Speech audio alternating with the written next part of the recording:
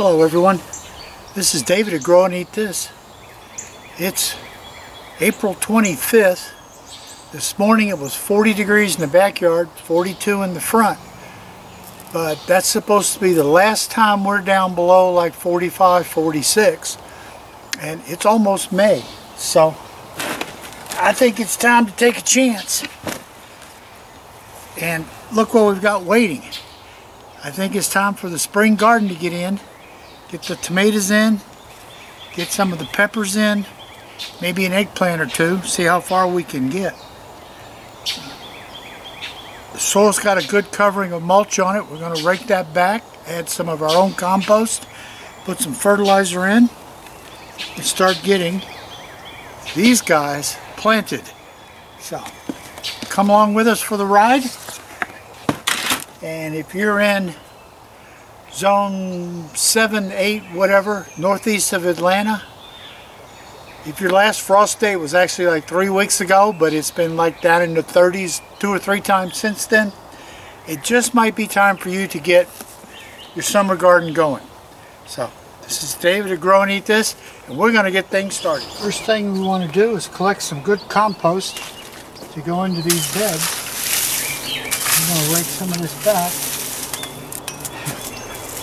As you can see, it's full of worms. This is some good stuff here.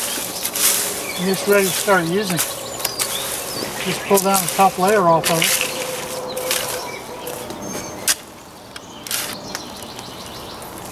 Wow, look at that.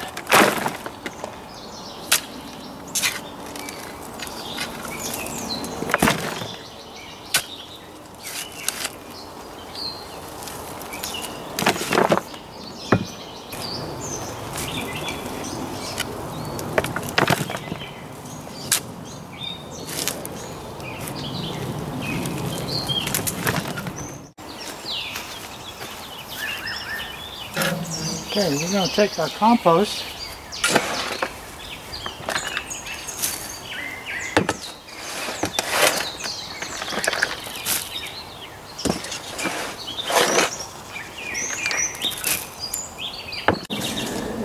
Okay, I spread the compost and now I got to mix it in. Now I know that the big thing right now is no-till. No-till sounds great till you're as old as I am. The joints are as bad as mine are. And to understand, for me to dig this in by hand, rake it out, mix it in by hand, means that's all I'll do today. Or I can till and I can get things planted. So I've got my little Honda tiller here. It'll till about 4 inches, 5 inches, which is great. There's no deep tilling, but it will mix this stuff up and give me absolute perfection for a planting medium. So that's what we're going to do.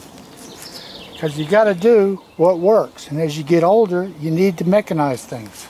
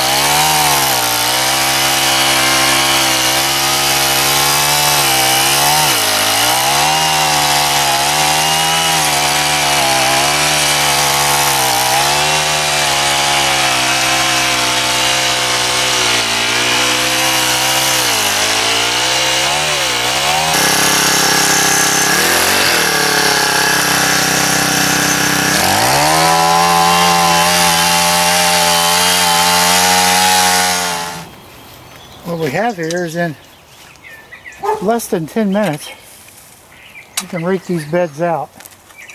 They look fantastic. I'm sure I brought some weed seeds to the top, but you know what?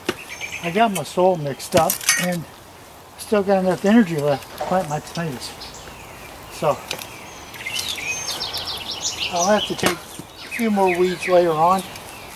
For tomatoes actually in the ground today. So now that they're all raked smooth, We got to figure out the spacing. Well, I think spacing comes pretty easy.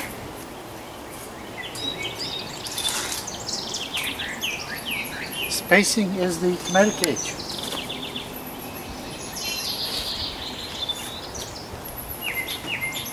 That gives you spacing.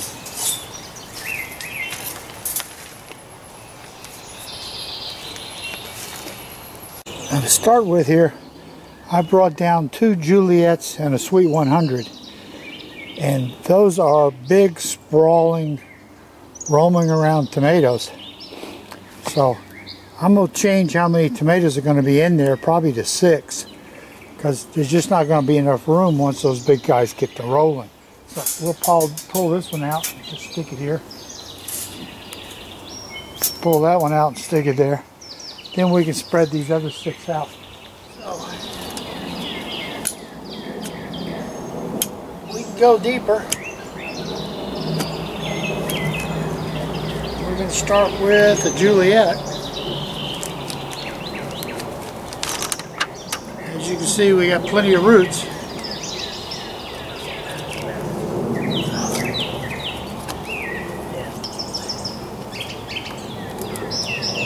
Pinch off some of these guys. They're not going to grow with anyway. Won't let them get nasty down in there.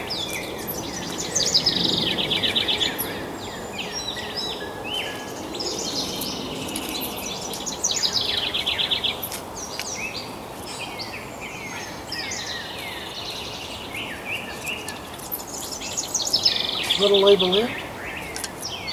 Put a big label in.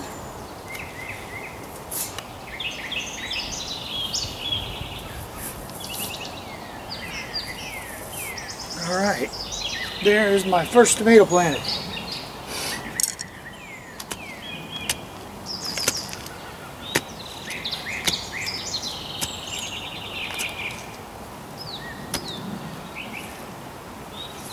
Now we'll go with a Sweet 100. Here again we got a guy, we're going to go deeper. And as you can see, it is also a floppy. Also quite pop down. Wow.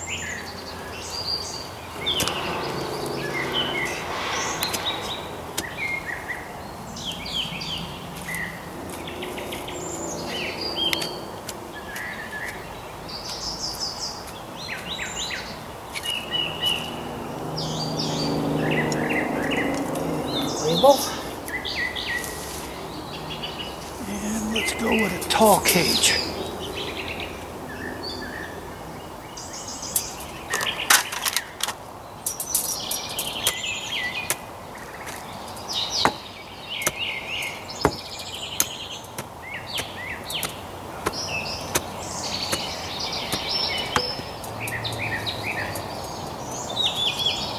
And with another Juliet.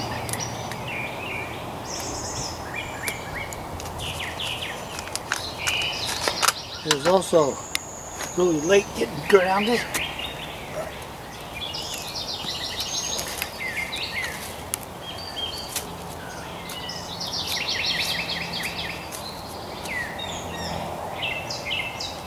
Little label in and the big label.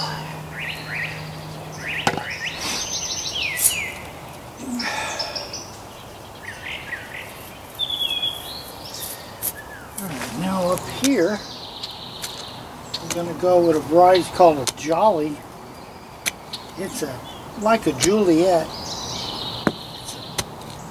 It's bigger than a grape, smaller than a ping pong ball. They're the kind of salad tomato that you cut in half and it's perfect. The difference in the Jolly and the Juliet, at least in my experience, is the Jollies are not quite as bad on cracking, splitting if you get a lot of uneven rainfall. Keeping things watered is easy, but when it decides to rain 2-3 inches in a couple of days and then not rain for weeks, you just kind of messed up.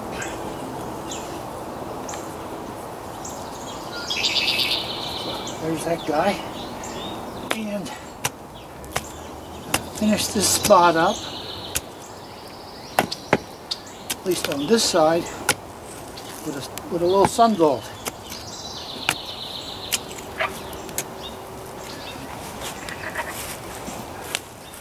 Sun golds are pretty close to our favorite little tomato. It just tastes wonderful. And you get a lot of them, and they're small. They're a little grape tomato type.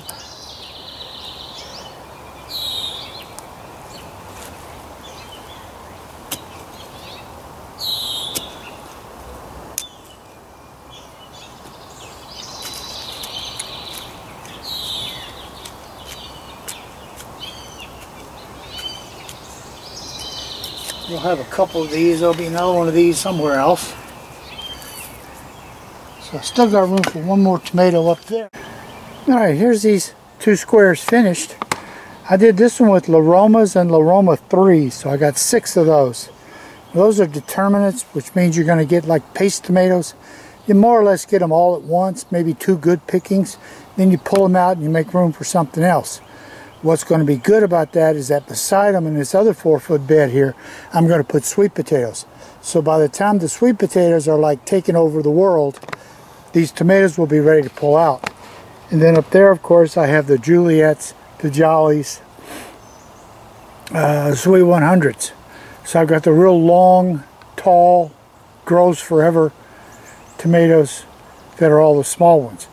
So I put them down. They've got all their nice mulch. I shredded leaves with the lawnmower. I got a 2-bladed lawnmower that just shreds very, very finely. Does an incredible job. Look at how fine that chops. And I put a mulch of that down. Those leaves are in garbage bags, so they're hot. They're slowly composting. They may help keep the ground a little warmer for the last of these little, not cold, but cool nights. So there are 1, 2, 3, 4, 5, 6, 7, 8, 9, 10. There's the first 12 tomatoes planted. I am very, very pleased.